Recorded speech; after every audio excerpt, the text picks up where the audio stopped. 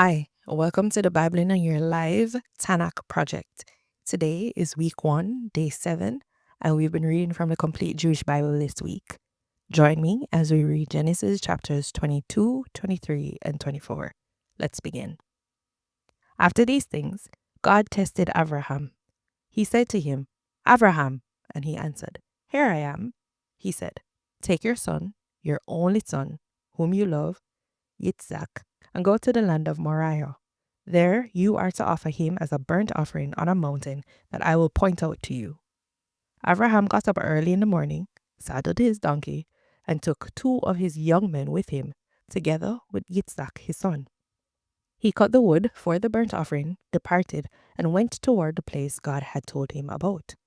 On the 3rd day, Abraham raised his eyes and saw the place in the distance.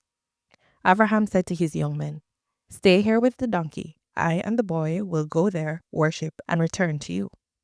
Abraham took the wood for the burnt offering and laid it on Yitzhak his son. Then he took in his hand the fire and the knife, and they both went on together. Yitzhak spoke to Abraham his father. "My father," he answered. "Here I am, my son." He said, "I see the fire and the wood, but where is the lamb for a burnt offering?" Abraham replied, "God will provide himself the lamb for a burnt offering, my son." And they both went on together. They came to the place God had told him about, and Abraham built the altar there, set the wood in order, bound Yitzhak his son, and laid him on the altar on the wood. Then Abraham put out his hand and took the knife to kill his son. But the angel of Adonai called to him out of heaven, "Abraham, Abraham." He answered, "Here I am." He said, "Don't lay your hand on the boy. Don't do anything to him. For now I know that you are a man who fears God, because you have not withheld your son, your only son, from me." Abraham raised his eyes and looked, and there behind him was a ram caught in the bushes by its horns. Abraham went and took the ram and offered it up as a burnt offering in place of his son. Abraham called the place Adonai Yara. Adonai will see to it. Adonai provides. As it is said to this day, on the mountain Adonai is seen. The angel of Adonai called to Abraham a second time out of heaven. He said, "I have sworn by myself," says Adonai, "that because you have done this, because you haven't withheld your son, your only son, I will most certainly bless you, and I will most certainly increase your descendants to as many as there are stars in the sky or grains of sand on the seashores. Your descendants will possess the cities of their enemies, and by your descendants all the nations of the earth will be blessed, because you obeyed my order." So Abraham returned to his young men. They got up and went together to Beersheba, and Abraham settled in Beersheba. Afterwards, Abraham was told, "Milcah too has borne children to your brother Nachor: Uz, his firstborn; Buz, his brother; Kemuel, the father of Aram; Kesed, Hazo, Pildash, Yidlaf, and Betuel. Betuel fathered Rivkah. These 8 Milcah bore to Nachor, Abraham's brother. His concubine, whose name was Reumah, bore children also: Tivak, Gacham, Takash, and Maacah. Sarah lived to be 127 years old. These were the years of Sarah's life. Sarah died in Kiryat Arba, also known as Hebron, in the land of Canaan, and Abraham came to mourn Sarah and weep for her. Then he got up from his dead one and said to the sons of Het, "I am a foreigner living as an alien with you. Let me have a burial site with you so that I can bury my dead wife." The sons of Het answered Abraham, "Listen to us, my lord.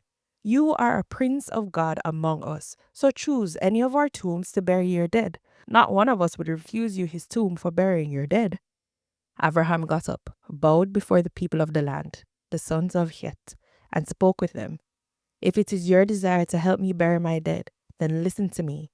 Ask Ephron, the son of Zachar, to give me the cave of Machpelah, which he owns, the one at the end of his field.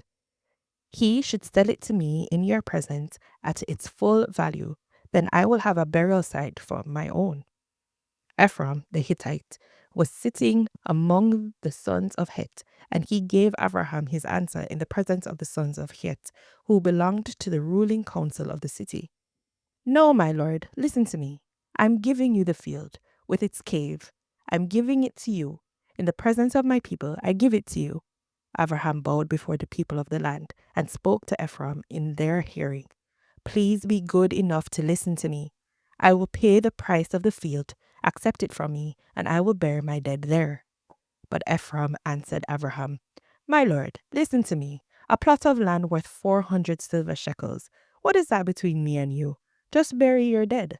Abraham got the point of what Ephron had said, so he weighed out for Ephron the amount of money he had specified in the presence of the sons of Het. 400 silver shekels of the weight accepted among merchants, 10 pounds. Thus the field of Ephraim in Machpelah, which is by Mamre, the field, its cave, and all the trees in and around it, were deeded to Abram as his possession in the presence of the sons of Het, who belonged to the ruling council of the city. Then Abraham buried Sarah his wife in the cave of the field of Machpelah by Mamre, also known as Hebron, in the land of Canaan. The field and its cave had been purchased by Avram from the sons of Het as a burial site which would belong to him. By now, Avram was old, advanced in years, and Adonai had blessed Abraham in everything. Abraham said to the servant who had served him the longest, who was in charge of all he owned, Put your hand under my thigh, because I want you to swear by Adonai, God of heaven and God of the earth, that you will not choose a wife for my son from among the women of the Canaanite, among whom I am living. But you will go to my homeland, to my kinsmen, to choose a wife for my son, Yitzhak. The servant replied, Suppose a woman isn't willing to follow me to this land. Must I then bring your son back to the land from which you came? Abraham said to him, See to it that you don't bring my son back there. Adonai, the God of heaven, who took me away from my father's house and away from the land I was born in, who spoke to me and swore to me, I will give this land to your descendants. He will send his angel ahead of you, and you are to bring a wife for my son from there. But if the woman is unwilling to follow you, then you are released from your obligation under my oath. Just don't bring my son back there. Servant put his hand under the thigh of Abraham, his master, and swore to him concerning the matter. Then the servant took 10 of his master's camels and all kinds of gifts from his master, got up, and went to Aram Naharaim, to Nachor's city. Toward evening, when the women go out to draw water, he had the camels kneel down outside the city by the well. He said, Adonai, God of my master Abraham, please let me succeed today and show grace to my master Abraham. Here I am, standing by the spring. As the daughters of the townsfolk come out to draw water, I will say to one of the girls, Please lower your jug so that I can drink. If she answers, Yes, drink, and I will water your camels as well, then let her be the one you intend for your servant Yitzhak. This is how I will know that you have shown grace to my master. Before he had finished speaking, Rivkah, the daughter of Bethuel, son of Milcah, the wife of Nachor, Abraham's brother, came out with her jug on her shoulder. The girl was very beautiful, a virgin, never having had sexual relations with any man. She went down to the spring, filled her jug, and came up. The servant ran to meet her and said, Please, give me a sip of water from your jug to drink. Drink, my lord, she replied, and immediately lowered her jug onto her hand and let him drink. When she was through letting him drink, she said, I will also draw water for your camels until they have drunk their full. She quickly emptied her jug into the trough, then ran again to the well to draw water, and kept on drawing water for all his camels. The man gazed at her in silence, waiting to find out whether Adonai had made his trip successful or not. When the camels were done drinking, the man took a gold ring weighing 1/5 of an ounce and 2 gold bracelets weighing 4 ounces and said, Whose daughter are you? Tell me, please. Is there room in your father's house for us to spend the night? She answered, I am the daughter of Bethuel, the son Milcah bore to Nachor, adding, We have plenty of straw and fodder and room for staying overnight. The man bowed his head and prostrated himself before Adonai. Then he said, Blessed be Adonai, God of my master Abraham, who has not abandoned his faithful love for my master, because Adonai has guided me to the house of my master's kinsmen. The girl ran off and told her mother's household what had happened. Rivkah had a brother named Lavan. When he saw the nose ring and the bracelets on his sister's wrists besides, and when he heard his sister Rivkah's report of what the man had said to her, he ran out to the spring and found the man standing there by the camels. "Come on in," he said, "you whom Adonai has blessed. Why are you standing outside when I have made room in the house and prepared a place for the camels?" So the man went inside, and while the camels were being unloaded and provided straw and fodder, water was brought for him to wash his feet and the feet of the men with him. But when a meal was set before him, he said, "I won't eat until I say what I have to say." Laban said, "Speak." He said, "I am Abraham's servant. Adonai has greatly blessed my master, so that he has grown wealthy. He has given him flocks and herds, silver and gold, male and female slaves, camels and donkeys. Sarah, my master's wife, bore my master a son when she was old, and he has given him everything he has. My master made me swear, saying, 'You are not to choose a wife for my son from among the women of the Canaanite, among whom I am living. Rather, you are to go to my father's house, to my kinsmen, to choose a wife for my son.' I said to my master, 'Suppose a woman isn't willing to follow me?' Abraham answered me, 'Adonai, in whose presence I live, will send his angel with you to make your trip successful, and you are to pick a wife for my son from my kinsmen in my father's house. This will release you from your obligation under my oath. But if, when you come to my kinsmen, they refuse to give her to you, this too will release you from my oath.' So today I came to the spring and I said, 'Adonai, God of my master Abraham, if you are causing my trip to succeed in its purpose, then here I am, standing by the spring. I will say to one of the girls coming out to draw water, "Let me have a sip of water from your jug." If she answers, "Yes, drink, and I will water your camels as well," then let her be the woman you intend for my master's son.' And even before I had finished speaking to my heart, there came Rivkah, going out with her jug on her shoulder. She went down to the spring and drew water. When I said to her, 'Please, let me have a drink,' she immediately lowered the jug from her shoulder and said, 'Drink, and I will water your camels as well.' So I drank, and she had the camels drink too. I asked her, 'Whose daughter are you?' And she answered, 'The daughter of Bethuel, son of Nachor, whom Milcah bore to him.' Then I put the ring on her nose and the bracelets on her wrist, bowed my head, prostrated myself before Adonai, and blessed Adonai, God of my master Abraham, for having led me in the right way to obtain my master's brother's granddaughter for his son. So now, if you people intend to show grace and truth to my master, tell me, but if not, tell me, so that I can turn elsewhere."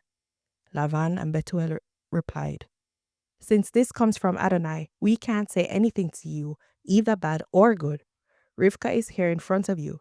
Take her and go. Let her be your master's son's wife, as Adonai has said."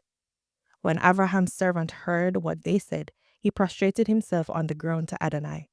Then the servant brought out silver and gold jewelry, together with clothing, and gave them to Rivkah. He also gave valuable gifts to her brother and mother. He and his men then ate and drank and stayed the night. In the morning they got up, and he said, "Send me off to my master." Her brother and mother said, "Let the girl stay with us a few days, at least 10. After that she will go." He answered them, "Don't delay me, since Adonai has made my trip successful, but let me go back to my master." They said, "We will call the girl and see what she says." They called Rivkah and asked her, "Will you go with this man?" And she replied, "I will." So they sent their sister Rivkah away with her nurse, Abraham's servant, and his men. They blessed Rivkah with these words, "Our sister, may you be the mother of millions, and may your descendants possess the cities of those who hate them." Then Rivkah and her maids mounted the camels and followed the men. So the servant took Rivkah and went on his way. Meanwhile, Yitzhak, one evening after coming along the road from Biayl.Roi, he was living in the Negev, went out walking in the field, and as he looked up, he saw camels approaching. Rivkah looked up, and when she saw Yitzhak, she quickly dismounted the camel. She said to the servant, "Who is this man walking in the field to meet us?" When the servant replied, "It's my master," She took her veil and covered her face. The servant told Yitzhak everything he had done. Then Yitzhak brought her into his mother Sarah's tent and took Rivkah, and she became his wife, and he loved her. Thus was Yitzhak comforted for the loss of his mother. This is a word of the Lord. Amen.